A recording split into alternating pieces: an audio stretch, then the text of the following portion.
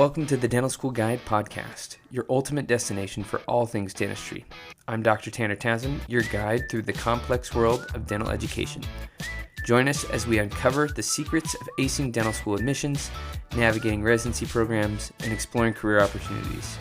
Please share and enjoy. Real quick, just wanted to make all you pre-dental students out there aware of a resource. If you've ever been worried about getting into dental school or are wanting to get into that school of your dreams, then you definitely want to check out a program called Dental School Guide. In the program, we walk you through how to save money, time, and heartache when applying to dental school.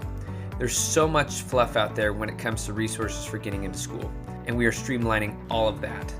With our comprehensive digital course, expert mentorship, and personalized application review services, you'll have everything you need to stand out to admission committees.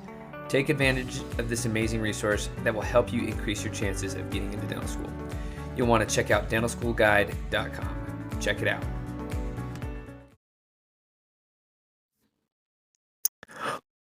Welcome back to the Dental School Guide podcast. I'm your host, Dr. Tanner Townsend, and today we have one of our fabulous students with us, Michael. So Michael, thank you for coming on the show, and we are excited to have you here, my friend. Thank you, Dr. Townsend. Likewise, I'm excited to be here. Okay.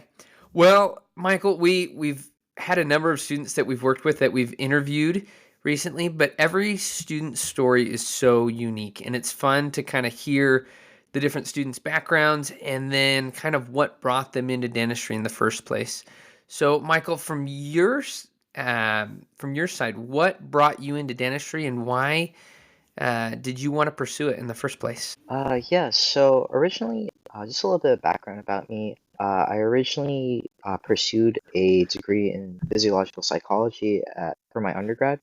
I was originally starting on the pre-med track, and I currently was trying to do trying to pursue a degree in biology, but essentially I was trying to do pre-med, and I was currently shadowing uh, DMD slash DDS slash MD doctor at Sunset Harbor. It was essentially a nursing home, and essentially I was just trying to get some shadowing under my belt, just for volunteer hours. And essentially, while I was shadowing that specific doctor, being that he was a DMD and also an MD, he was able to essentially juxtapose certain topics or things related to dentistry with the medical portion as well of of wound care, because essentially I was a wound care scribe, and essentially that piqued my interest into the field of dentistry and made me want to pursue the specific path. So later on, I ended up shadowing a dentist at Sunset Park in Brooklyn, and I genuinely didn't enjoy the field, and that's where I essentially wanted to be a dentist. Okay. I think I love your story, Michael, because it's one of the more uncommon routes to dental, and like starting in wound care and then realizing, hey, dentistry is kind of the thing. I really like this. And it's not something that we usually hear. I mean, sometimes we hear students that start on medical and then they switch to dental, but being so engrossed in wound care and then flipping from wound care is kind of a cool little twist and turn. So, along with that, everyone kind of faces challenges along their journey into dental school, and then once they're in dental school. But what were some of the unique challenges that you felt like you had to face as you were starting to pursue dentistry that you felt like you kind of ran into? So, being that my path is not the most conventional, being that I'm a non-traditional applicant, I feel like two of the most prominent challenges were essentially me also working as a part-timer at the airport, and on top of that, also the uh, event of like the COVID-19 pandemic. I feel like these are the most prominent challenges that affected me in terms of me pursuing dentistry. And I would say more so for in terms of like the balancing work and school at the same time. I feel like essentially I did miss a semester of my college in order to work full time essentially back then when I was full time. I'm currently part time now, but I feel like just essentially trying to balance both of those poses a very prominent challenge. And the second thing was also, like I said, the COVID-19 pandemic. I feel for me personally, it didn't really affect me in terms of work, but in terms of like my academics, it essentially posed as a challenge, being that one, it's a new environment, so essentially a lot of your classes are online, but at the same time, it's like things like labs or things like that. Uh, it's you're essentially made to adapt from going from in person to like online things and such as those. So I feel like that also poses a challenge when pursuing just my academic career. Okay. And I think a lot of students they have different things that come up, and I think yours, like you said, you're a little bit non-traditional, but you were able to overcome those, which is wonderful. As you kind of got closer to applying to dental school, what did you kind of notice were some of the things that during the application or leading up to the application cycle that you're like, oh shoot, I don't know how to do this, or I need a little guidance on this. What were some of those things that you kind of encountered along that path? I feel like in relation to like the application itself, I feel like the personal statement, just having a set of second eyes just to like review it was something that definitely benefited me to a certain extent. And also essentially prepping for the DAT was for me personally one big hurdle because with me in terms of time management and also balancing, like I said, just work and school at the same time, it's something that I've always put off. So just being able to properly balance both study time for that specific exam and also for work posed as uh, we're just having that balance, which is beneficial for me. Yeah. So if you're okay with this, Michael, I'm going to dive a little bit deeper into this DAT stuff.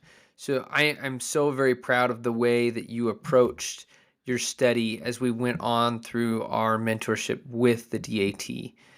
What are some of those things for students that may be struggling with preparing for the DAT or have to retake the DAT? What are some things that you found as you went through your progression of applying to school with balancing that work and studying for the DAT that worked for you that you felt like helped you get the score that you eventually got? I'd say that having a sense of structure or just allocating time properly were two very main major things that I really benefited from. For example, in terms of like the actual mentorship itself, just having someone to essentially assess how you studied or every single like week or like every 2 weeks, just having a sense of like accountability. Because for that, that's like for any exam itself, or even for something so important as this, it's always so easy to just put it off and just like focus on other things as well, which is what happened to me for me personally, because as you know, I did retake the DAT. I took the DAT 2 times, but I did have to retake it mainly because I believe for the first attempt, I didn't properly allocate that time, as you know. So just having that sense of accountability really benefited for me in order to not only do well the second time, but just to properly allocate time in general. That's wonderful. Well, let's kind of talk about how you kind of alluded to it here, but previously, but how did when you signed up with Dental School Guide and you had that accountability partner, what were some of the things that you noticed like, man, this is what's so helpful, or this wasn't as helpful? What were some of the things that you noticed while working with Dental School Guide to get you into dental school? So I'd say that essentially Channel School Guide is a great resource, mainly for the aspects of just having that wealth of knowledge, the accessibility to that wealth of knowledge, and on top of that, just having someone that is able to give you resources or just help you uh, clear some doubts that you might have, essentially, whether it be for the application itself or even just like how to study for the DAT or what your strengths and weaknesses are in general for certain areas of your application or your resume or things such as that. So I feel like dental school guide essentially was a great resource in that way. That's wonderful.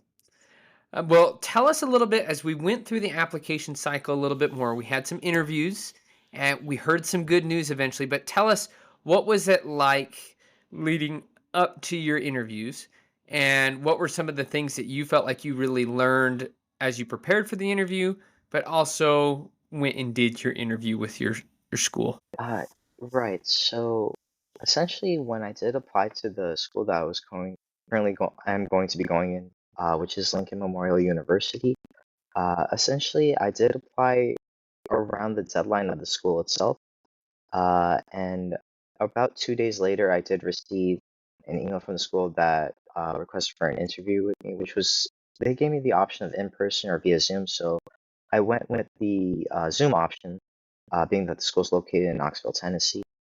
And essentially, we did have the mock interview with the dental school guide, and I thought that was pretty beneficial. Not only just to have someone assess how your interview skills are or your responses are, but just having that uh, prep itself was definitely beneficial for me when I was doing the actual interview. It's great. And what was your experience like for those that aren't as familiar with Lincoln Memorial's interview process? What were some of the things that you felt like you learned or gleaned about the school during that process? So the school itself is fairly new. I think it does mention that on the site.